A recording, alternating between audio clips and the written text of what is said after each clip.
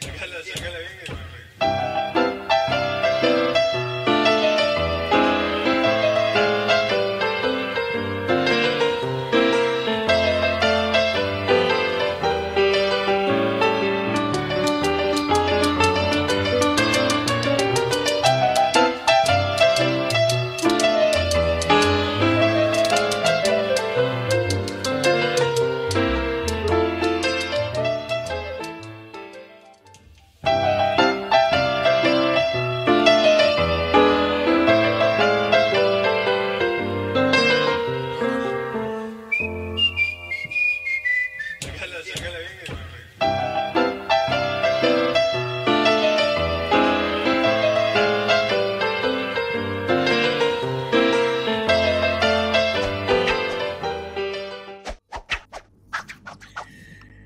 Hola, ¿cómo están? Feliz 7 de junio. Y nosotros, los trabajadores y las trabajadoras de prensa, nos sentimos con derecho a celebrar. Aún en un contexto que ya veremos es difícil y muy complicado, nos sentimos con todo el derecho y queremos ejercer el derecho también a esto, a reivindicar nuestro trabajo, a reivindicar también en nuestro 6º aniversario a nuestra organización sindical y a levantar las banderas de esto que, en carácter personal, pero seguramente compartido con todos los expositores de la charla que vamos a tener hoy, llamamos genéricamente el periodismo decente. Es una enorme alegría y un enorme orgullo para el Sindicato de Prensa de Buenos Aires convocar a esta cita a queridos amigos, pero sobre todo a profesionales de la comunicación y el periodismo que respetamos muchísimo. Y ellos son, los voy a nombrar para que vayan apareciendo: Reinaldo Sietecase, Julia Mengolini, Noé Barral Grijera, Fede Amigo y Ezequiel Fernández Murs. A todos, gracias por estar aquí hoy. Un placer. Gracias por la invitación. Gracias a ustedes. Sí. Bueno, tenemos que decirles que la cita es para hablar un poco de nosotros. Comentábamos fuera de cámara, llamemos esto un estudio de televisión, este derecho que también ejercemos los trabajadores de hablar de nosotros, ¿no? Sin miedo, sin vergüenza, sin sentirnos por arriba ni por debajo de nadie, pero simplemente tanto obreros, artesanos de la noticia, poder hablar de qué significa ese trabajo. Entonces los convoco para pensar sobre presente y futuro del periodismo. Y por elección caprichosa, Rey querido, a propósito también de tu libro, que nos inspiró mucho para el tema de esta charla, me gustaría comenzar con vos. ¿Cómo no? Bueno, gracias otra vez. Un gusto participar de este Día del Periodista, además con colegas que respeto, que admiro. La idea y arranco con el libro, que parece un chivo, pero en realidad porque Ezequiel y Noé también participaron, Periodismo, Instrucciones de Uso, este libro que reúne ensayos sobre una profesión en crisis, era simplemente eso, una plataforma para habilitar la discusión sobre el periodismo, sobre cómo lo estamos haciendo.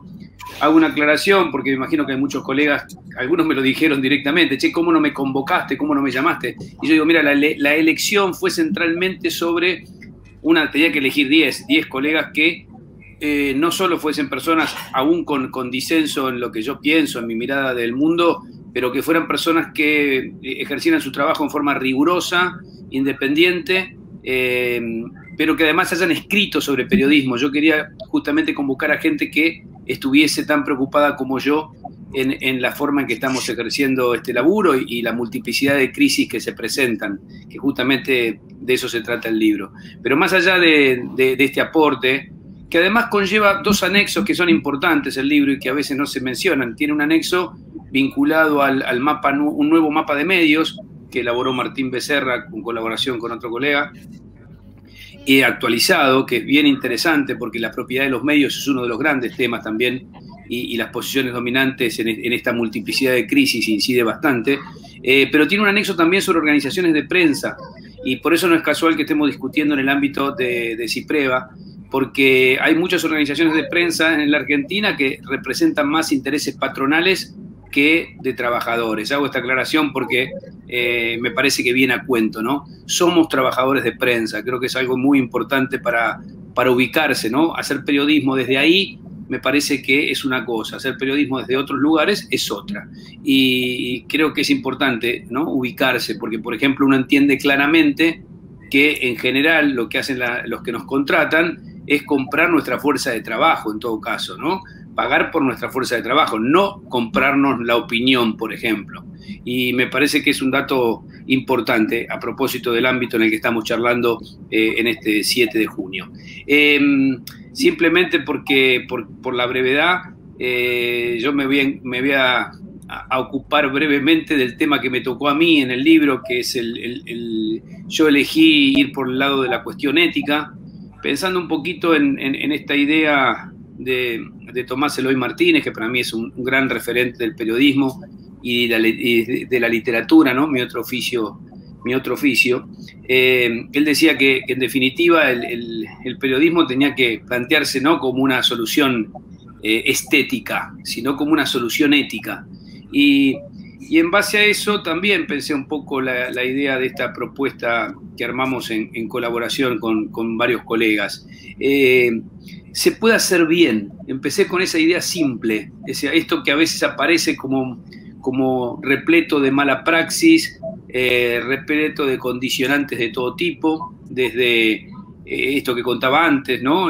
Trabajar en medios muy concentrados, trabajar para empresas que muchas veces están vinculadas a otros intereses económicos, lo que también condiciona los contenidos, más allá de trabajar en medios donde se participa abiertamente de la lucha política, utilizando el medio para lograr otros intereses, más allá de trabajar en todo el fenómeno digital, y esto lo tratan muy bien Noé Barral Grijera y Natalie Sheikhman en el libro, en medios donde la precarización también es un elemento de distorsión de los contenidos, en todo ese panorama, en el ámbito de lo digital, en el medio de esta mudanza hacia lo digital, que también genera no solo desempleo, precarización, sino que también afecta el nivel de los contenidos.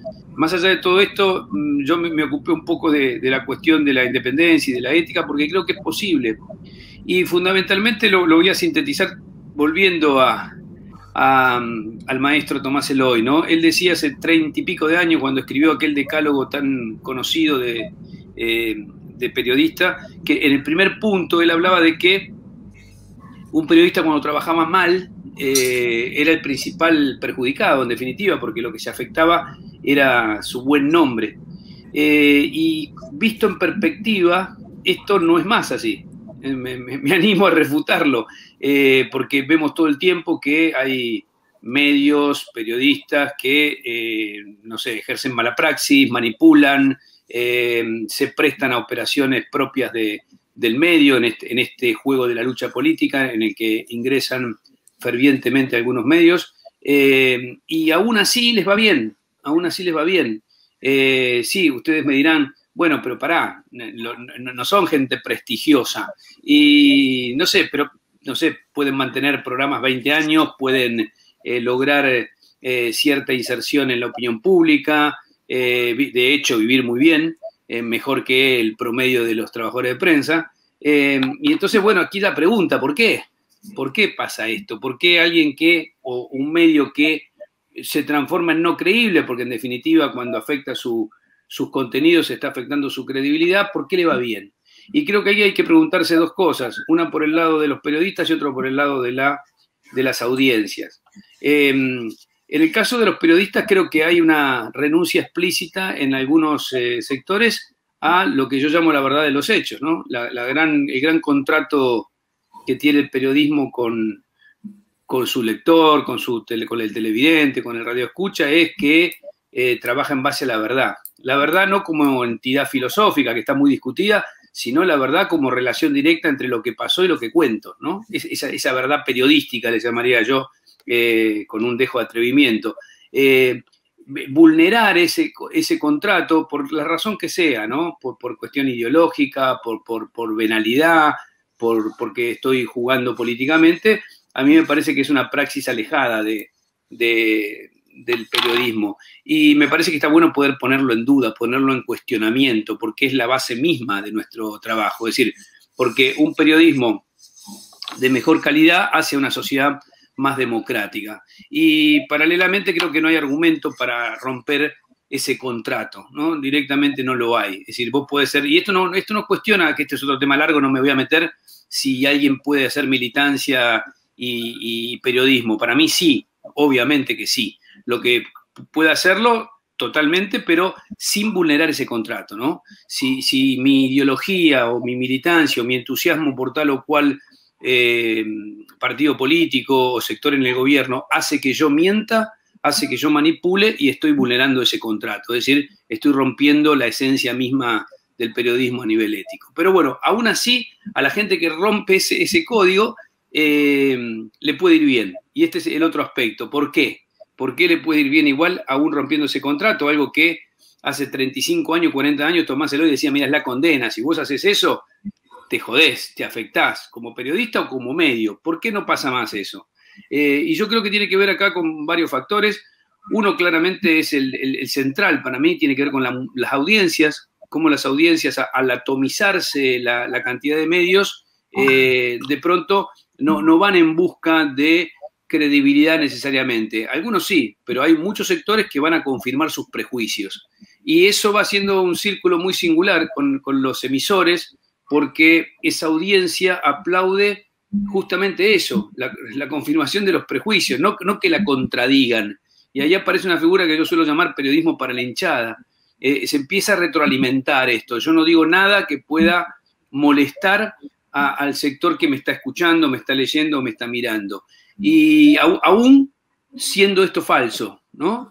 Creo que es un fenómeno, insisto, otra vez de una vulneración ética, porque el periodista tiene la obligación ética de informar sobre la verdad de los hechos, lo que decía antes, incluso con su opinión, pero sin vulnerar esa verdad periodística, si se quiere, esa correspondencia entre lo que pasó y lo que estoy contando. Pero bueno, esa mutación, el cambio tecnológico, son parte de los cambios que se están generando en los últimos 10, 15 años en el mundo, no solo en la Argentina, y que van generando, insisto, nuevos desafíos. Para mí centralmente, por eso digo y recupero aquella vieja frase de Tomás de la solución ética. Y bueno, la solución ética es esta, es fundamentalmente tratar de, por un lado, y estoy sintetizando brutalmente, por un lado, tratar de informar siempre de acuerdo y en correspondencia a lo que pasó, aún con mi mirada ideológica, yo la tengo, la reivindico, y paralelamente tratar de hacerlo bien, porque se puede hacerlo bien, y te puede ir bien haciéndolo bien. A mí a veces me preocupa que muchos chicos estudiantes o de comunicación, que ya son colegas, ¿no?, cuando se meten en esto, o periodistas jóvenes piensen que el camino, en definitiva, es el éxito, es que puedas perdurar. Y en base a eso se puede hacer cualquier cosa y se pueda vulnerar cualquier cosa.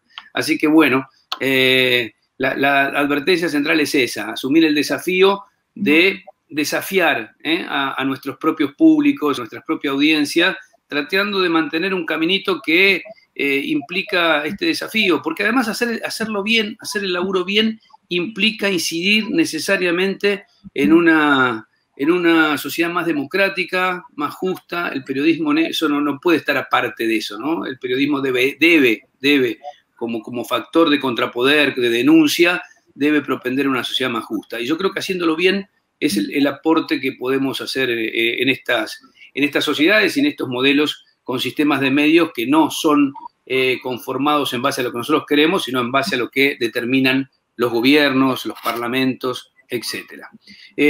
Síntesis media brutal, pero es la entrada que quiero hacer y que tiene que ver, insisto, más que con lo tecnológico, con la decisión de tratar de trabajar lo mejor posible. Independientemente de que uno use una lapicera o un iPad, la cosa pasa esencialmente por ahí, con qué tipo de periodismo hacemos. Gracias, Rey. Retomo tu idea que se puede hacer bien como puente a la palabra de Julia Mengolini, fundadora de Futurock, porque no solamente se puede y se debe hacer bien, sino que además se puede hacer desde otro lugar, y no desde esos lugares tradicionales que nosotros, la gente que ronda los 50 años, creíamos que estaban para siempre. Hay otros lugares, hay otros espacios y hay otras formas de crear medios. Julia, queremos escuchar. Bueno, ¿qué tal? Muchas gracias por la invitación. La verdad que, como les digo, estoy contenta de compartir este espacio con ustedes y estas reflexiones. Bueno, me parece que necesariamente tengo que partir del diagnóstico muy breve, porque además es obvio, ¿no?, que es el de la concentración de medios y la pertenencia además de esos medios a grupos económicos concentrados, ¿no? Eso me parece que es un escenario que ya todos conocemos bien, que es bastante terrible, porque además redunda obviamente en un discurso por parte de los periodistas que conforman esos medios muchas veces, en un discurso que responde a esos intereses económicos. Entonces yo quería, un poco a partir de este diagnóstico tan sintético, resaltar sobre todo el surgimiento de medios nuevos de los últimos 5 años, diría. ¿Por qué? Porque estos medios nuevos, bueno, surgen obviamente a partir del ahogo, de alguna manera, que genera este escenario de concentración y además de un discurso, obviamente, que me parece bastante, ese discurso, famoso discurso hegemónico del que venimos hablando tanto, es un discurso que responde a los intereses de los poderes concentrados y no de las mayorías. Entonces, me parece que estos medios nuevos vienen de alguna manera a cubrir una necesidad. La necesidad de otro discurso, de otra lectura, de otra mirada, y me parece que además últimamente también está quedando muy claro que también de la necesidad finalmente de la verdad. Ya sé que suena bastante pomposo, ¿no? Pero recién Rey hablaba mucho bueno, del problema también de las fake news y de un periodismo que no está haciendo muy bien las cosas. Y me parece que de esa necesidad surgimos. Somos medios con estos medios nuevos de los que estoy hablando, ustedes se los deben imaginar, o sea, estoy hablando de Tiempo Argentino, estoy hablando del Canal IP, estoy hablando de Futurock, por supuesto, el Destape, y podría enumerar unos cuantos otros, ¿no? Pero me parece que esta constelación de medios nuevos, además de venir a contestar ese discurso hegemónico, viene un poco a romper también con ese círculo, me parece a mí bastante vicioso, en el que los grandes medios están absolutamente imbrincados con el poder económico, si es que no son lo mismo, y hay ahí un círculo del cual no se puede salir finalmente, ¿no? Que nosotros bien conocemos, quiero decir. De alguna manera, no sé, Carrefour pone esas pautas carísimas en los grandes diarios que ya conocemos, que después finalmente van a responder de alguna manera a los intereses de Carrefour y también a los grandes pools de siembra, y bueno, todo este panorama que ya conocemos y que parece como bastante difícil de romper en definitiva, porque entonces estos medios se hacen tan enormes que terminan acaparando toda la audiencia y ahí empezamos a tener un problema. Yo creo que estos medios nuevos de los que estoy hablando vienen a romper un poco con esas lógicas. Por ejemplo, planteando nuevas formas de financiamiento que apelan un poco, sobre todo a las audiencias o a los lectores que tenemos, ¿no? Esa es una característica muy importante de los medios nuevos, que esta forma de financiamiento nueva que además nos permite la supervivencia porque es la única forma que encontramos de subsistir y al mismo tiempo nos brinda una libertad, me parece bastante inédita, porque somos medios que nos debemos solamente a nuestras audiencias, que no nos debemos a una pauta importante que vaya a condicionar nuestros discursos, y entonces la verdad que lo que estamos construyendo ahí, en definitiva, es un periodismo absolutamente independiente. Que al mismo tiempo, como otra de las características, creo que tenemos en común es una honestidad ideológica desde el lugar desde el que hacemos nuestro periodismo, en el sentido en el que nos paramos claramente en un lugar en el mundo y que claramente también estamos planteando cuál es ese mundo que nosotros buscamos construir, Pero queda muy claro de qué lugar hablamos al mismo tiempo, y eso no falsea nuestros datos al mismo tiempo, ¿no? Como decía Rey hace un rato, claramente se puede tener una posición ideológica y eso no necesariamente hace que vayas a mentir respecto de lo que estás contando. Yo creo que es exactamente al revés, que creo que en la medida en la que vos tenés la libertad para asumir desde qué lugar estás hablando y no te estás disfrazando de una falsa objetividad, entonces no tenés ninguna necesidad de estar mintiendo y falseando los datos. Y eso también creo que es otra de las características de nuestros medios nuevos. También creo que otra de las características importantes es que los dueños de esos medios somos parte de nuestros medios, somos comunicadores y, bueno, por eso mismo amamos nuestros medios y amamos lo que hacemos y los cuidamos mucho, ¿no? A diferencia, por ejemplo, de un Spolky. Digo, porque no es que yo acá estoy planteándome en la grieta derecha, izquierda. Yo creo que también hubo medios construidos, incluso para contestarle a Clarín y a La Nación y ese discurso hegemónico, muy mal hechos, ¿no? Lo que evidenció que con el cambio de gobierno, cuando gana Macri, hubo algunos medios que se desmoronaron como castillos de naipes. ¿Por qué? Porque en realidad había ahí un subsidio estatal que lo que estaba era sosteniendo medios que en realidad no se estaban construyendo de manera sostenible, que en realidad no le daban bola a sus audiencias, no les importaba si tenían audiencias, si las podían construir o no, y así es como con un simple cambio de gobierno, bueno, un señor agarró sus valijas, se fue, abandonó por completo el medio que venía construyendo, y después para poder volver a poner en pie Tiempo Argentino hubo que constituir una cooperativa con sus propios trabajadores, y me parece que esa cooperativa termina amando al medio que construye, y por eso es que ahora Tiempo ya es un diario con otra calidad, que además no depende de los vaivenes de la política, que no depende de grandes pautas, que sobre todo depende de sus lectores, y por lo mismo se debe su calidad a la de sus lectores, ¿no? Bueno, obviamente que Futurock es un gran ejemplo, ¿no? Además de otra de las características que creo que tenemos estos medios nuevos, y es que no nos quedamos muy cómodos en el lugar de la alternativa. Es que, de verdad, nosotros venimos a disputar las audiencias, venimos a disputar un sentido común, y por lo tanto nos pretendemos masivos. Y por más que ahora seguimos dando la pelea un poco del lugar de David contra Goliat, me parece que estamos disputando las audiencias, estamos disputando el sentido, y que además somos importantes en el panorama de los medios en Argentina, incluso creo que más de lo que a veces pensamos que somos. Basta con mirar un poco los países de la región. Si por ejemplo miramos Brasil, en Brasil la verdad la concentración mediática es parecida a la Argentina, con la diferencia en que en Brasil no hay un Página 12, no hay un IP, no hay siquiera un C5N, no hay una Futurock y no hay un Tiempo Argentino. No hay nada parecido a esta pelea que nosotros sí estamos dando en Argentina, un poco esa disputa también por el sentido común. No hay nada parecido. En ese sentido creo que tenemos que estar muy contentos y muy orgullosos, ¿no? de esto que estamos construyendo, porque es un poco en contra de viento y marea lo que hacemos. No es fácil y obviamente proviene de un arrojo muy importante de voluntad y de valentía, y de además, creo yo, de una historia militante que tiene el pueblo argentino. No estoy hablando solamente de nosotros, pero yo creo que sin la historia de, no sé, los organismos de derechos humanos, posiblemente Página 12 no sepa lo que es, ¿no? Creo que los medios que tratamos un poco de dar esa pelea, claramente nos debemos a una historia militante del país.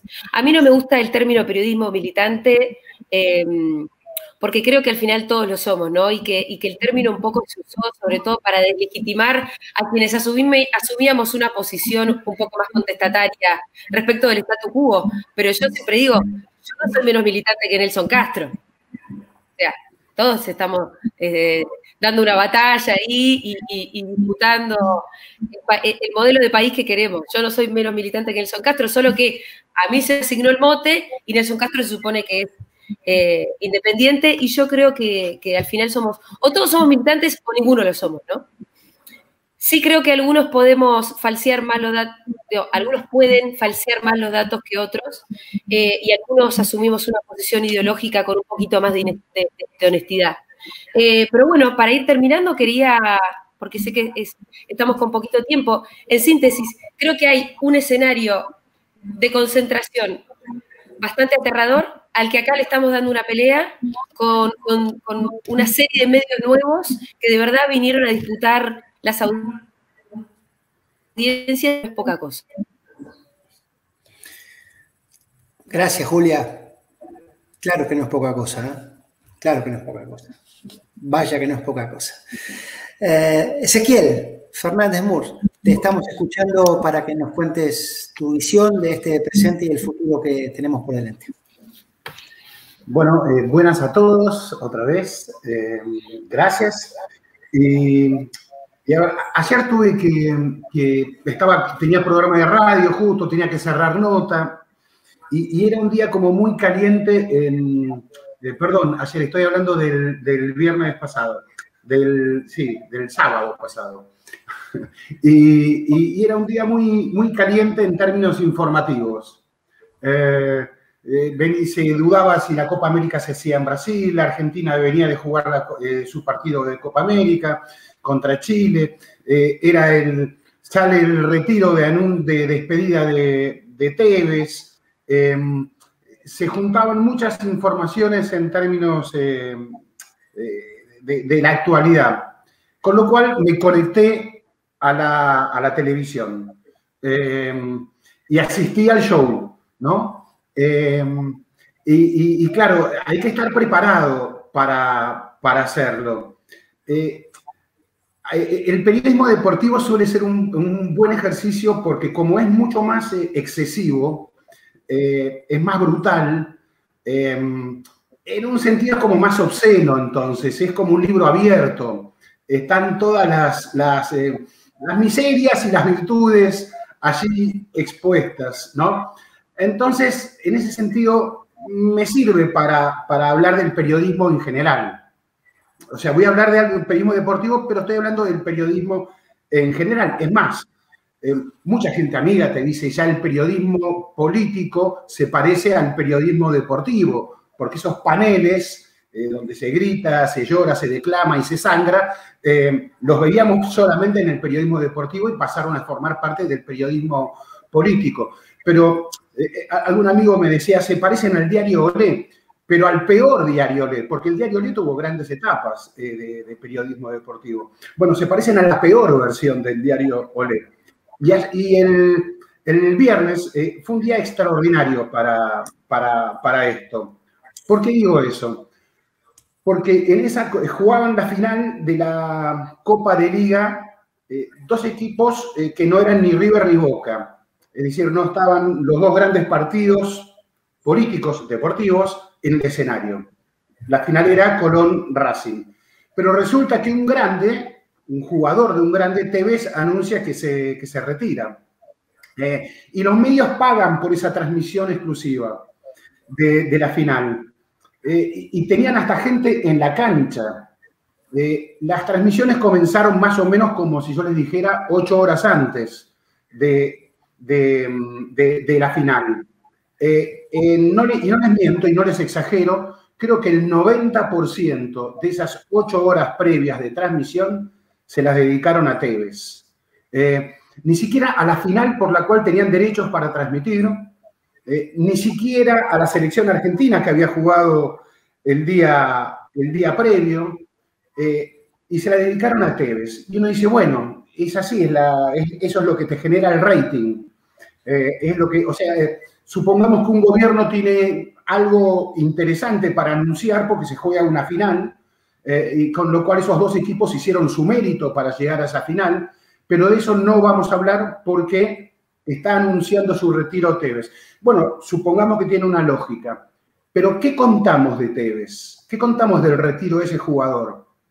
Yo entiendo que el periodismo tiene que revolver en la basura, tenemos que revolver en la basura. Por eso siempre me encantó la historia del periodismo muckraker, ese periodismo estadounidense que como el poder esconde, y bueno, como te esconde el poder, vos tenés que revolver en la basura. Ok, yo lo entiendo eso. Pero una vez también un profesor me dijo, informar es dar forma, ¿no? Dar forma. Pero hemos pasado a deformar, ya no a dar forma, sino a deformar.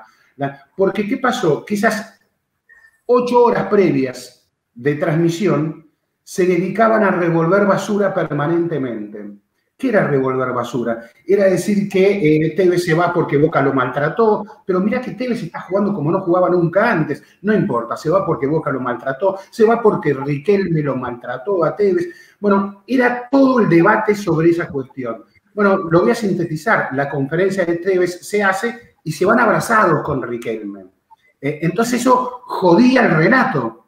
Pero si yo me pasé 8 horas previas diciéndose que se odiaban estos dos tipos, y ahora se van abrazados, ¿qué hago con esto? Ah, se van abrazados para la foto, nada más, ¿no? O sea, voy a estar invicto siempre, siempre voy a tener razón. Nunca permitas que la realidad te joda una buena noticia. No, eso es así. Y ya no es una buena noticia, es tu lectura de los hechos. Cómo vos deformás o contás los hechos. Porque aparte el otro problema es que como queremos simular autoridad, queremos simular conocimiento, entonces, ¿qué hacemos? Lo que nos dice la fuente, lo hacemos propio. O sea, ya no es la fuente la que me dice esto, sino que es mi verdad. Entonces yo lo cuento, lo que me contó la fuente, en este caso alguien ha llegado a Tevez, supongamos, como si fuera la verdad. Ya ni siquiera la verdad periodística que decía Reinaldo, no, la verdad, ¿no? Entonces no decimos, una fuente me está diciendo esto. Ni siquiera una fuente allegada a Tevez o allegada a Riquelme me dice esto. No, decimos, pasó esto. Lo decretamos. Y sucede que luego eso, a las X horas, se demuestra como que no era así, como falso. ¿Y qué hacemos con eso? Seguimos generando hechos falsos. La verdad que a mí me asombra ese desprecio por el lector, por el oyente, por el televidente. ¿Cómo va a ser la gente entonces para no irse a otros medios digitales? ¿Cómo van a ser los protagonistas, los deportistas, para elegir streamers, elegir otros nuevos protagonistas de la comunicación que odian menos? Ya no es que los van a tratar mejor, porque los van a tratar mejor y esto les genera un espacio más confortable. Y el protagonista siempre quiere un espacio más confortable. Quiere evitar las preguntas incómodas, eso lo entiendo. Pero ya el problema me parece que es que ya no hay ni de periodismo ni hegemónico, ni militante, ni dependiente, ni dependiente, no. Hablo de generar odio. Hablo de que si informar, si el periodismo tiene que ver con la comunicación, ¿cómo no nos esforzamos en que esa comunicación aclare, informe, que dé forma, que haya una ética y una estética, ¿ok? Porque hablamos para muchos. Tiene que haber una ética y una estética, una forma y un fondo, hay un contenido, ¿ok? Pero todo eso me parece que tiene un sentido que es el de aclarar, el de desmalezar un poco. Ahora, si en lugar de desmalezar, en lugar de aclarar, lo único que hacemos es engrietar, y yo no le tengo para nada miedo a la palabra grieta, siempre tuve diferencias con cierta gente, siempre la tuve. No es ahora le pusieron nombre de grieta, eso, no me preocupa eso. Es más, bienvenido el que piense diferente, porque eso es lo que me garantiza la democracia, es lo único que me garantiza, el disenso. Vamos a pensar diferente. Pero no, lo que me asombra del periodismo actual es que se está generando odio. Y ese odio ya ni siquiera es un graffiti odioso en una calle. Ese odio está provocando muerte. Se está matando en nombre de ese odio. No estamos viviendo en Argentina lo que ya se está viviendo en otros países. Pero ese odio está generando muerte. Entonces, ¿qué hacemos con el periodismo? Leía un debate interesantísimo hace no mucho, y con esto voy cerrando, en el periodismo estadounidense, que siempre se toman esa primera enmienda a la Constitución sobre el derecho a la libertad de expresión, ¿no? Y gente que se debatía. Señores, y si empezamos a revisar ese derecho, ¿se puede decir cualquier cosa en nombre de la libertad de expresión? ¿No deberíamos estar revisando algunas cosas que decimos porque están generando odio y porque ese odio está generando muerte? ¿No deberíamos ser un poco más responsables sobre esto? Me gustó mucho el debate, porque el debate es casi imposible de generar acá, porque cualquier debate que vos invitás a generar, es un ataque a la libertad de expresión. Pero entonces, ¿cuándo debatimos sobre la libertad de expresión? Va a ser imposible debatirlo, porque si siempre la atacamos, entonces no hay debate posible. Bueno, quiero cerrar con eso, nada más que el periodismo deportivo expone todo esto. Luego se jugó la final, el viernes, sí se jugó la final de Colón y Racing, y no les exagero, no les miento. Las televisiones cortaron el show, todo ese show que habían hecho de Riquelme, Tevez, y que lo cortaron 15 minutos antes de la final. Es decir, en lugar de hablar de la noticia del día que era esa final, le dedicaron todo el día a ese generar odio de Riquelme, Tevez, que se fueron abrazados, ¿no? Y ahí digo yo, wow, qué lejos que estamos de lo que está sucediendo. Aunque ese abrazo hubiese sido para la foto, ¿cómo interpreto en todo caso yo mejor ese abrazo? En lugar de estar construyendo y generando ese odio. ¿Cómo después no pensar entonces que la gente se va a ir a otro lugar?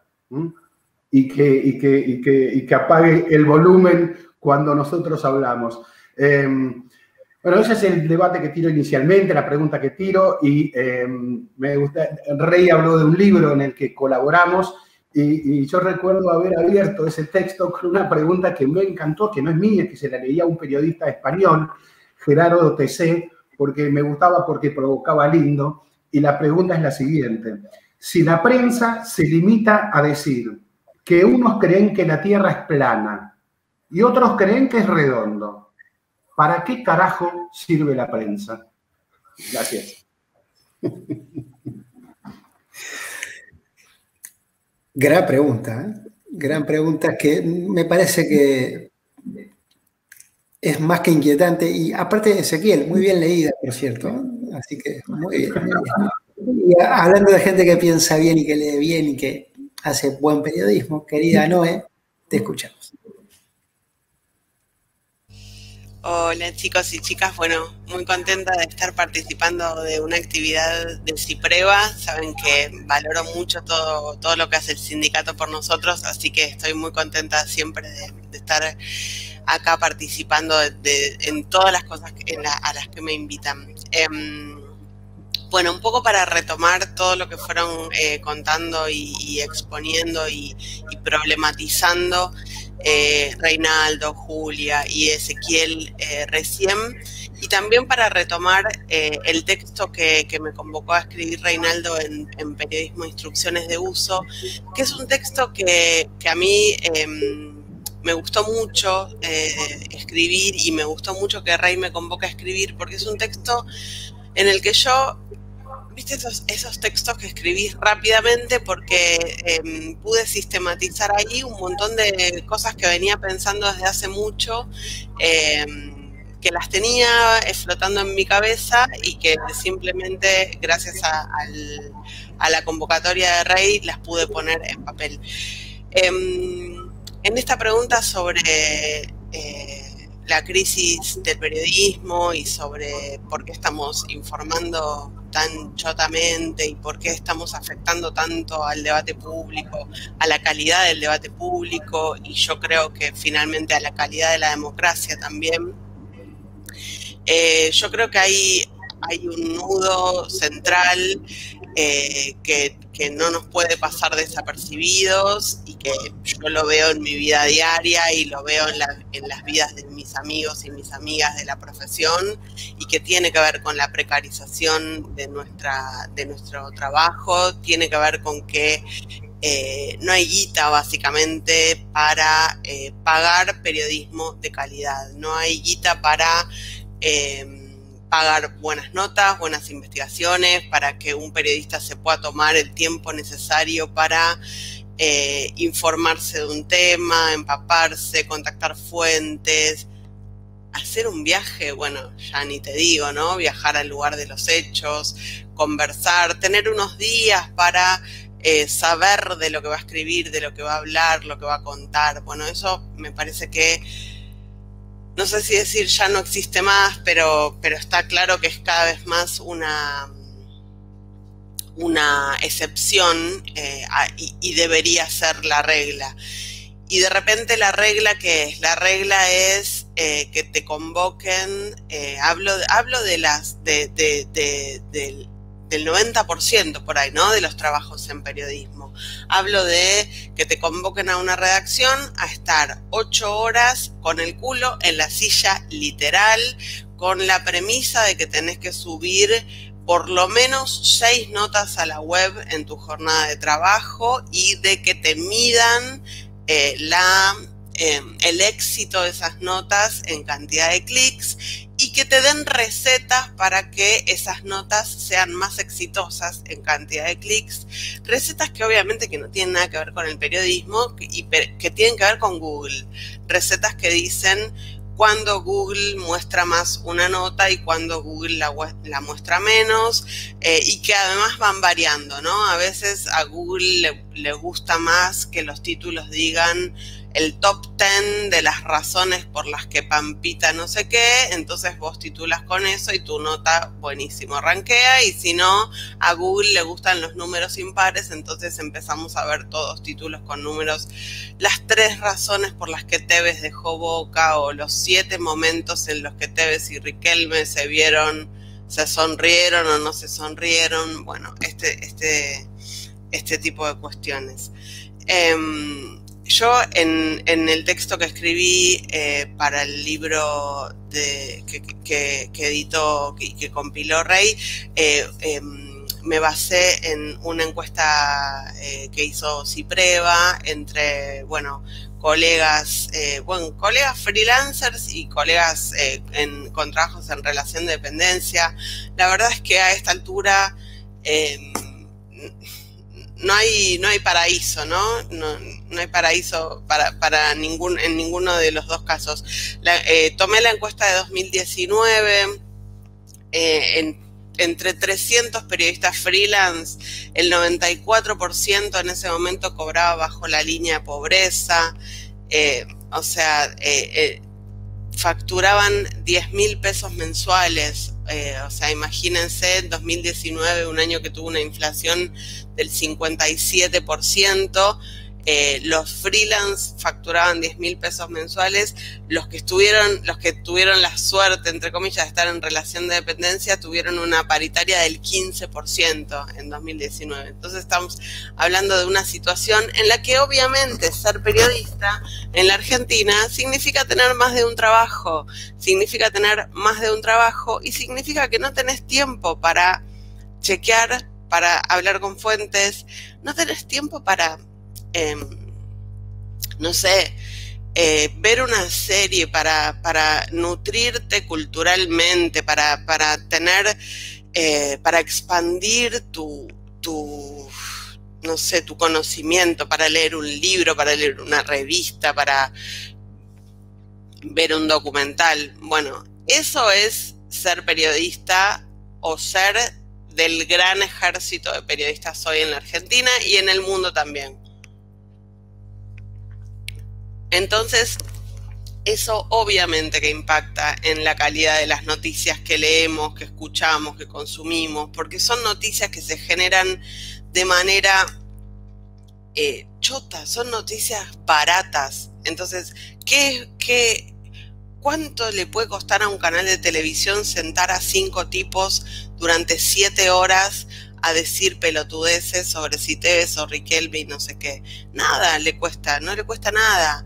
Distinto sería, por supuesto, tener, qué sé yo, no sé, la verdad que no sé cuánta gente se necesita, pero se necesita mucha gente para, Tevez anuncia su retiro. Andá y buscame en el archivo los goles de Tevez, los momentos más emotivos. Vos andate con un móvil a la casa de no sé qué, al club de donde surgió, no sé si surgió en Boca, no sé, no tengo mucho fútbol, pero todo eso es plata, o sea, hacer periodismo de calidad es plata, y bueno, lo que no hay es plata para hacer periodismo de calidad. Esto me lleva a la segunda parte del texto. ¿Por qué no hay plata? ¿Por qué no hay plata para hacer periodismo de calidad?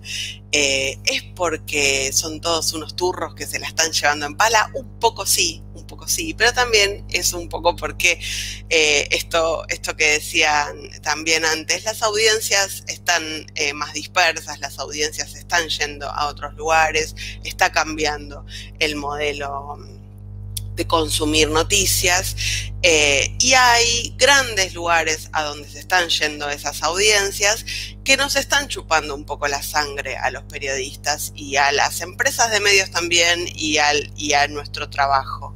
Qué sé yo, Facebook, Twitter, un poquito Instagram, Google ni qué hablar, viven del tráfico que les generan las noticias que nosotros producimos, incluso las noticias chotas que nosotros producimos, porque, qué sé yo, ¿cuándo fue? Bueno, esto que pasó en estos días con la colega de Canal 26 que confundió la muerte de William Shakespeare.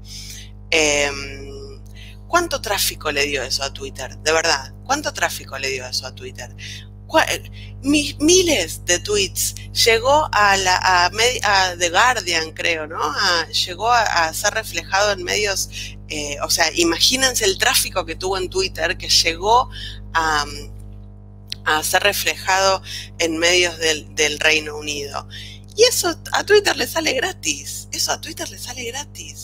Y ahí es donde se les encendió la lamparita a un montón de personas, y en algunos países, en Europa, en Australia, algunos sindicatos de periodistas, algunos gobiernos están diciendo, che, loco, esto no es justo, yo no puedo hacer periodismo de calidad porque no tengo plata, no llego a fin de mes, cobro $1 por hacer una nota de mierda y vos te la estás llevando en pala y es gracias en gran parte al laburo mío, o bueno, en el caso de la colega del Canal 26, a un error.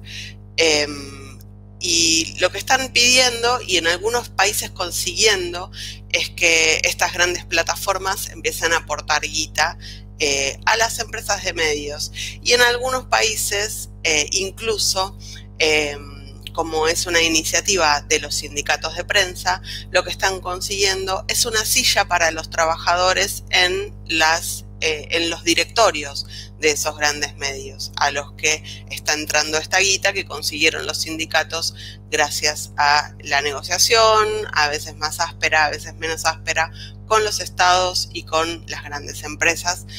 También sepamos, ¿no?, que los estados, es como que tampoco es que los estados-nación hoy son, estamos todos como desempoderadísimos, me parece, ¿no? Y la pandemia lo ha mostrado con muchísima crudeza, pero bueno, eso no implica que no demos la lucha. Ahí las respuestas son múltiples, por supuesto. El compromiso de construir el compromiso de las audiencias, que es una de las respuestas que encontraron muchos de los nuevos medios en la Argentina, Futurock, El Destape.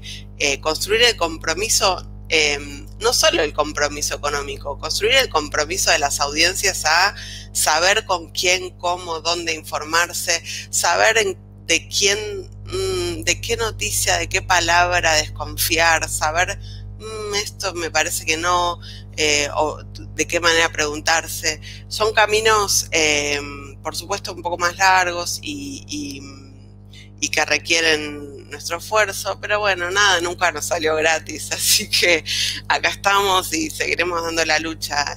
Por suerte nos tenemos y tenemos a Cipreva que nos junta, y bueno, y este es nuestro día y no está mal recordarlo a propósito de nuestro día, y qué mejor que hacerlo con estos colegas maravillosos.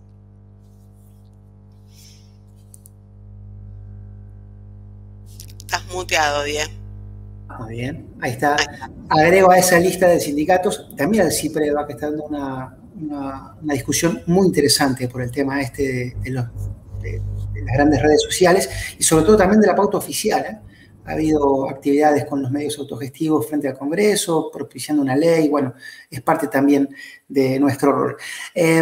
Hablando de la deformación de la noticia, el día sábado, Tiempo Argentino publica, respecto al caso Chocobar, todo lo que se ha hablado, una nota muy esclarecedora, no tanto por el análisis, que es muy valioso, sino porque arranca la nota diciendo, che, no es cierto que Chocobar intervino para impedir un robo. Cuando Chocobar interviene, el robo ya se había consumado y Chocobar persigue a una persona que él no vio cometer ningún delito, sino que se lo señalaron como autor de un crimen.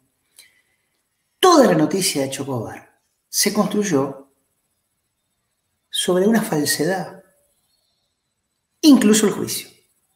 Por eso, entre otras cosas, necesitamos tanto a los colegas del Tiempo Argentino. Querido Fede. Bueno, muchas gracias por la invitación. Buenas de vuelta a todos y todas. La verdad que primero, bueno, el primer desafío es cerrar esta mesa porque, bueno, la verdad que es una gran satisfacción compartirla con todos ustedes. La verdad que, por un lado, esa satisfacción tiene que ver con que parte de que Tiempo hoy sea un medio consolidado y que siga vigente en el sistema de medios, se la debemos a los colegas y a las colegas que nos acompañaron, que nos difundieron, que fueron aliados estratégicos para que Tiempo siga manteniendo su voz en ese mapa. Y todos los que están acá, la verdad que han hecho eso, sentimos ese cariño que nos han brindado, y no solo el cariño, sino esta difusión de la que hablaba recién. Y creo que eso también abarca al gremio, porque creo que en Tiempo se representa una victoria que es de conjunto, no que es solo nuestra. La pelea de Tiempo se enmarca en un medio que tiene más de 10 años, que lleva 5 como cooperativa, y que Diego decía al principio, también celebramos los 6 años de Cipreva. Bueno, Cipreva y Tiempo Cooperativo casi que nacen en simultáneo. La verdad que no lo tenía tan presente, y cuando Diego lo mencionó se me vino un poco a la mente, y no es casual, porque la verdad que Tiempo en esos 10 años como medio lo que siempre tuvo como hilo conductor es la organización sindical, la organización de los trabajadores y de las trabajadoras, no solo para defender la voz de Tiempo y su lugar en el mapa de medios durante todo ese proceso, sino para ir mejorando nuestras condiciones laborales. Creo que ese es el hilo que nos une en todos estos años, y estos años me refiero a ambas etapas de Tiempo Argentino. La verdad que en ese camino nosotros nos sentimos acompañados por el gremio, más allá de que fuimos parte de alguna manera fundacional, cuando entendimos que había que buscar otra fórmula, otra manera de defender nuestras condiciones laborales, de intervenir dentro del gremio de prensa. Y bueno, y ese camino fue la construcción del Cipreva. Después de esa construcción, a nosotros nos tocó recuperar nuestra propia construcción como medio desde Tiempo. Como decía Julia hace un rato, Tiempo Argentino formaba parte de un grupo de medios llamado el Grupo 23, cuyos empresarios más reconocidos eran Sergio Spolsky, Matías Garfunkel y otra serie de socios más o menos ocultos, que a finales del 2015 se dieron a la fuga, desaparecieron, nos dejaron a los trabajadores y a las trabajadoras, más de 800 trabajadores de distintos medios, sin nuestros salarios, a la deriva, en un momento realmente muy, muy complejo, pero nosotros lo pudimos atravesar, sobre todo porque entendimos que lo que estaba en juego era, por un lado, el lugar de Tiempo en este mapa de medios del que ya vienen hablando quienes pudieron hablar antes que yo, y por el otro, la defensa de nuestros puestos de trabajo. Hoy la cooperativa está integrada por unas 78 personas, y la verdad que no fue fácil esa resistencia al macrismo, pero por otro lado fue un desafío interesantísimo. Y digo interesante porque por un lado fue un desafío propio como medio. Fue el primer gran conflicto de prensa que se dio desde la llegada del macrismo para el sindicato y lamentablemente no fue el único. Recién Noé hablaba de los relevamientos de Cipreva.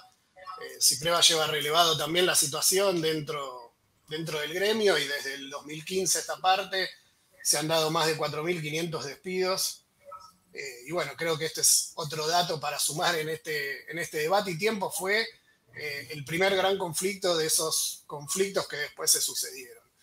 Sin embargo, logramos resistir esa etapa y creo que nos convertimos de alguna manera en un medio que fue espacio para la voz de los trabajadores y las trabajadoras, para la discusión o para combatir a aquellos que pensábamos que el ajuste neoliberal no era el camino. Bueno, creo que en Tiempo se fue generando una postura y una mirada que hoy es muy clara y que se ha consolidado en ese camino que hemos trabajado y que, como digo, no ha sido fácil resistir esta etapa, pero la verdad que tampoco no fuimos mentes brillantes, no fuimos elegidos de ninguna manera. Hicimos básicamente lo que sabíamos hacer, que es la tarea periodística cotidiana, tradicional, tratando de ir a las fuentes, contrastando la información, intentando, sí, por supuesto, dar una mirada y una postura de lo que vemos que pasa en la realidad, pero básicamente lo que hicimos es lo que sabemos hacer, lo que aprendimos o lo que aprendimos y lo que incorporamos en el aprendizaje de nuestras carreras periodísticas. No inventamos nada muy nuevo ni nada muy novedoso, no somos tan ingeniosos en ese sentido, pero sí estuvimos organizados, acompañados por el gremio y por los trabajadores de prensa y por supuesto también por una audiencia que claramente está interesada en recibir una mirada de Tiempo. Y eso no es contra nadie, sino las audiencias son muchas y tienen muchos intereses. Algunos de sus intereses están en Tiempo, otros en Futurock y otros estarán en otros medios distintos. Y nosotros lo que defendemos justamente tiene que ver con que todas las audiencias puedan estar representadas y que el derecho a la información esté garantizada dentro de un mapa de medios federal, democrático y equitativo. La verdad que hace poco cumplimos 5 años y la etapa que le toca ahora a Tiempo es muy distinta a aquella de la recuperación de la empresa que habían vaciado los empresarios. Ahora tenemos un medio que, más allá de sostenerse en su versión de cada domingo en papel, con todo lo que eso representa en términos de costos, también ampliamos nuestra propuesta periodística a una oferta más digital, a un espacio audiovisual que se generó en esta etapa de la cooperativa, como también el de las redes sociales. Y estamos en los próximos días por lanzar una nueva web, que es uno de los grandes desafíos que tenemos por delante, porque también entendemos que el periodismo va mutando, digamos, y que hay otros contenidos o hay otros espacios donde necesitamos estar y queremos estar y seguir creciendo en ese camino. Y también, bueno, como decía Diego hace unos minutos, no solo hacemos un diario cada domingo, no solo hacemos una web todos los días, no solo generamos contenido audiovisual y para redes sociales y para distintos lenguajes periodísticos, sino que también queremos intervenir en la realidad con iniciativas públicas. Y en ese sentido, tanto con el Sindicato de Prensa de Buenos Aires como con la Federación de Prensa, FADPREN, venimos impulsando dos proyectos, uno relacionado a federalizar la comunicación y lograr que la pauta oficial sea más equitativa, democrática y que intente revertir el mapa de medios desnivelado en el que estamos, y otra que tiene que ver con el proyecto de pluralidad y diversidad informativa, que también básicamente pone en el centro la idea de nivelar esta cancha que está muy desnivelada para determinados actores de ese mapa de medios. Y estas dos iniciativas básicamente lo que hacen es poner sobre la mesa un debate. No son exigencias de las que nosotros queremos que esto sea así o así, sino que lo que queremos es debatir cómo hacemos para combatir ese mapa de medios concentrados del que hablaba Julia hace un ratito, ¿no? Y bueno, y para eso tenemos ideas, tenemos iniciativas y las ponemos sobre la mesa básicamente porque no somos espectadores de lo que pasa y tampoco somos indiferentes frente a todo esto que pasa. Así que desde tiempo celebramos este 7 de junio con estas novedades y agradecemos estar y participar en este espacio que nos llena de satisfacción y orgullo compartir este camino y compartirlo con las personas que están de este lado y también del otro, escuchándonos y pensando cómo hacer un periodismo mejor. Muchas gracias Fede. Y tras esta ronda de un análisis profesional que rozó también, como debe ser, el tipo de trabajo que hacemos y las condiciones de ese trabajo, queremos compartir con ustedes brevemente los datos acaso más salientes de una encuesta que realizó el CIPREVA entre unos 900 trabajadores y trabajadoras de prensa de 95 medios de comunicación de todo rubro, públicos, privados y autogestivos de la Ciudad Autónoma de Buenos Aires, y dio indicadores realmente contundentes. Más del 55% de esos trabajadores y trabajadoras cobra por debajo de la canasta básica, cobra debajo de 62.958 pesos por mes. Pero atención, si desagregamos ese número entre el universo televisión y el resto, nos vamos a dar cuenta que esa cifra todavía empeora, porque en la rama gráfica, 8 de cada 10 redactores de un diario cobra por debajo de la línea de la pobreza. Y en radio, ese promedio salarial cae a los 50.000 pesos, con otro agravante, y es que 6 de cada 10 de esos trabajadores y trabajadoras no están registrados. La encuesta también cierra con una situación que no nos es ajena, el tema del COVID. Recordamos el fallecimiento de nuestro compañero camarógrafo Miguel Fernández de América, y en él este dato también que da la encuesta, que 15 de cada 100 trabajadores tuvo COVID, y en el mundo tele esa cifra sube al 18%. Con este panorama, que también completa la brillante y necesaria exposición que hemos escuchado de cada uno de ustedes, les quiero pedir, en el orden que comenzaron, en un minuto, un cierre, un mensaje en este día. Reinaldo, comenzamos con vos. Bueno, es esperanzador, sin ninguna duda, a pesar de la cantidad de problemas que tenemos para trabajar, ¿no? Estos números que vos acabas de dar, los que dio Noé hace un rato en cuanto a precarización. Y yo digo es esperanzador porque a pesar de todo esto, a pesar de la multiplicidad de crisis, de la concentración mediática, de la precarización, de los múltiples problemas, se siguen encontrando alternativas para hacer buen periodismo. Y yo creo que eso es la referencia central, ¿no? Solemos todos reflejarnos como parámetro casi imposible de igualar en Rodolfo Walsh. Y Rodolfo Walsh hacía periodismo en las peores condiciones que a uno se le podría ocurrir, ¿no? Incluso a riesgo de su vida, que le terminó costando. Y yo creo que hay, nada, el ejemplo de las cooperativas, en el caso de Tiempo, o de medios que se autofinancian o que buscan otra financiación, o los colegas que están en medios grandes y bajan una voz diferente, se animan al disenso, se animan a decir que no ante propuestas inaceptables, ante pedidos inaceptables. Yo creo que Ezequiel es un gran ejemplo de esto, por ejemplo, valga la redundancia.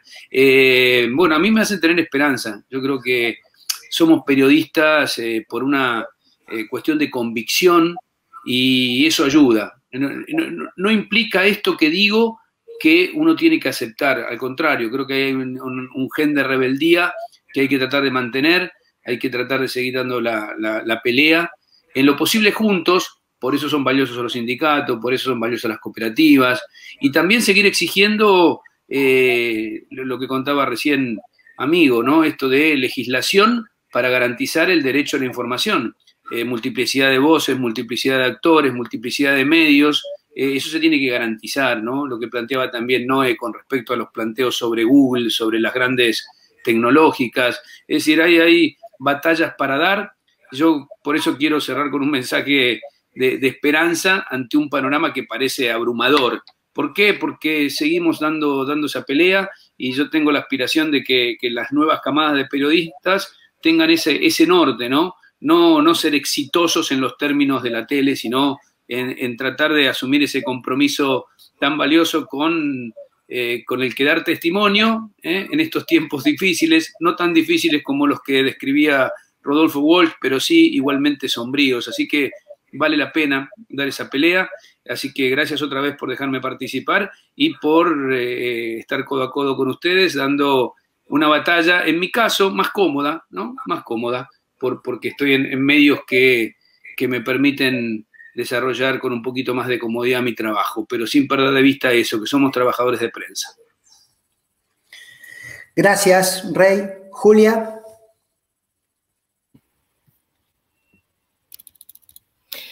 Bueno, me parece que el gran desafío, y de vuelta vuelvo a poner un poco el foco en este periodismo, creo yo, que hacemos quienes estamos acá, contrahegemónico, en la medida que entendemos que el periodismo hegemónico es el que responde a los intereses concentrados.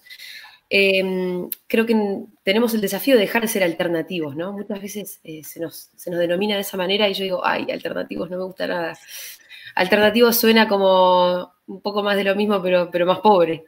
Entonces yo prefiero usar más la palabra contrahegemónicos, en la medida en la que creo que el desafío claramente tiene que ser disputar las audiencias para disputar el sentido y también construir audiencias más comprometidas. Ya vimos que hay un compromiso cuando les pedimos que por favor aporten, pero también me refiero a un compromiso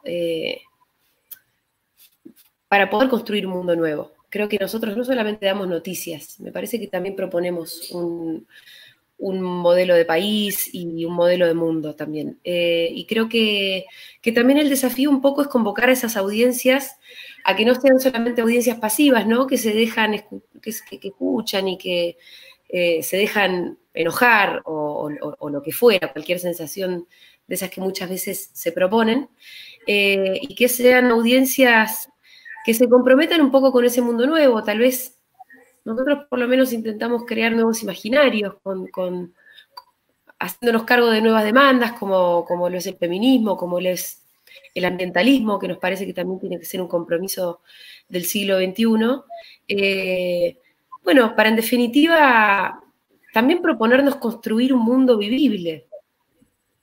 Y tal vez un poco más que vivible, porque vivible es bastante de mínima, ¿no? La propuesta, pero por ahí habría que empezar. Para proponer un mundo feliz, me parece que también ese tiene que ser nuestra tarea, no solamente ser constructores de buenas noticias y de ser muy correctos en esa tarea, sino que también me parece que nosotros proponemos mundos posibles. Y que nuestro desafío tiene que ser convocar a esas audiencias a que también formen parte de la posibilidad de construir un mundo diferente al que tenemos ahora, que bueno, está bastante choto, ¿no? Gracias, Julia. Ezequiel. Estás muteado.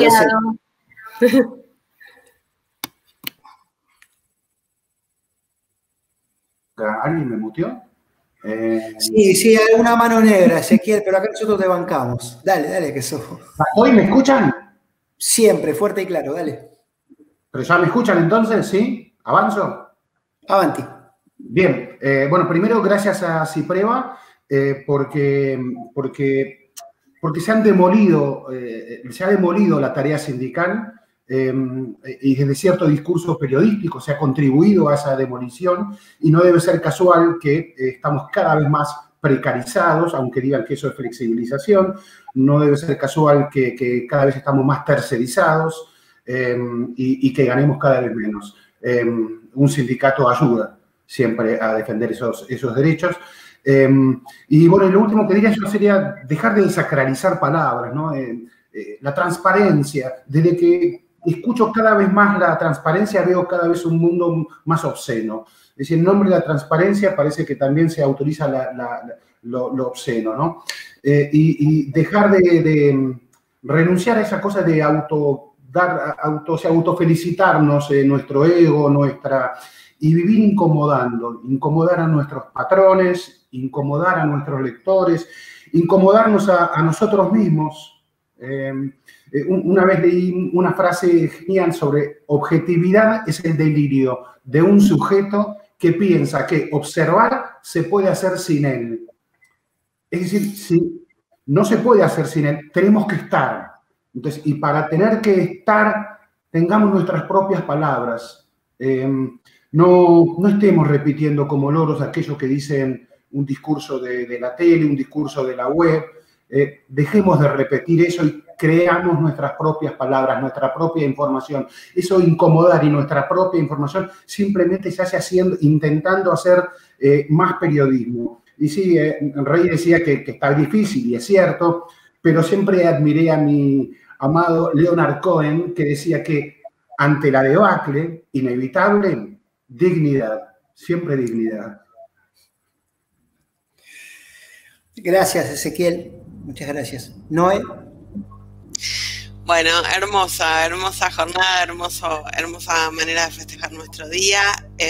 Para terminar, quiero recordar que, sobre todo pensando en la importancia de la profesión que elegimos y de nuestro rol en esta sociedad, el acceso a la información pertinente, a la información comprobada, a la información veraz, es un derecho humano reconocido en la Declaración Universal de los Derechos Humanos, y nosotros somos de alguna manera los intermediarios para que los ciudadanos puedan acceder y ejercer ese derecho, y eso es algo que, bueno, es una responsabilidad muy grande.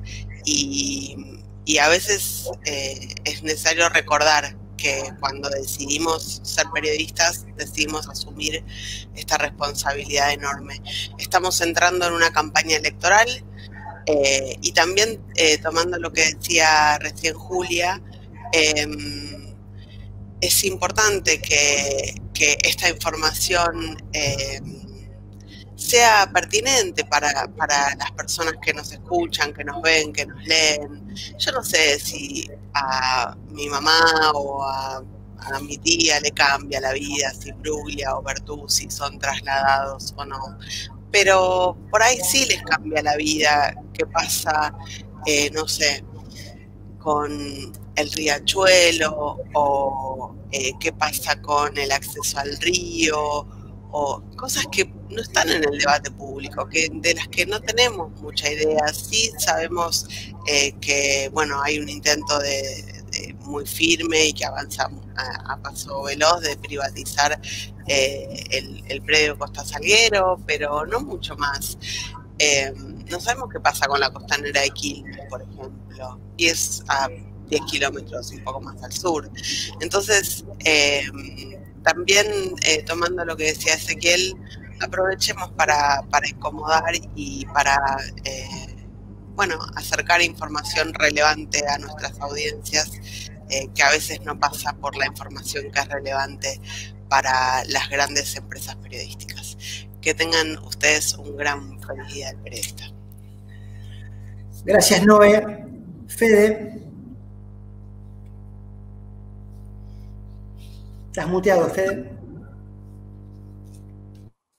Bueno, ahí sí, espero que se escuche bien. Primero, en esto de cada uno saber ubicarse en el lugar que le toca, claramente yo no soy un representante del lenguaje televisivo, sino del gráfico, así que bueno, acá ya lo hice notar varias veces. No, en principio, la verdad que muchas gracias, una muy linda charla. Y como dije antes, a nosotros desde tiempo, desde esta experiencia colectiva, nos llena de orgullo estar participando de este día con este panel.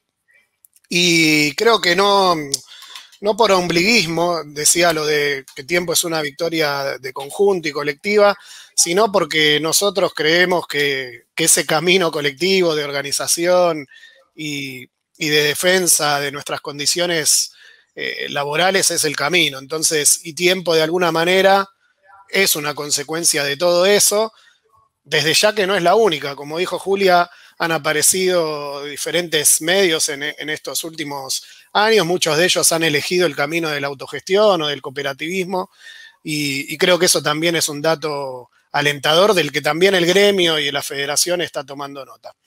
Y desde ya que es un escenario complejo, choto y desmoralizante en algunos momentos, como veníamos hablando, pero me gustaría quedarme creo que con esta foto que habla de un desafío cumplido. Acá hay periodistas, compañeros y compañeras de prensa reconocidos en su labor cotidiana, de los más importantes que tenemos en nuestra tarea periodística, y estamos hoy todos reunidos charlando sobre cómo hacer un periodismo mejor.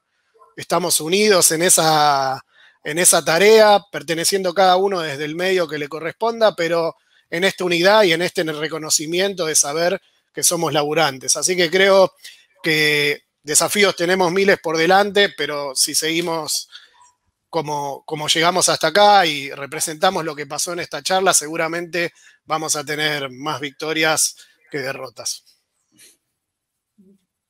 Gracias, Fede. Y también ahora, para ir cerrando, el agradecimiento a los saludos que hemos recibido: Nora Cortini, Tati Almeida, Víctor Hugo Morales, Pablo Yonto, Carlitos Ulanowski, entre otros tantos que han acercado su mensaje.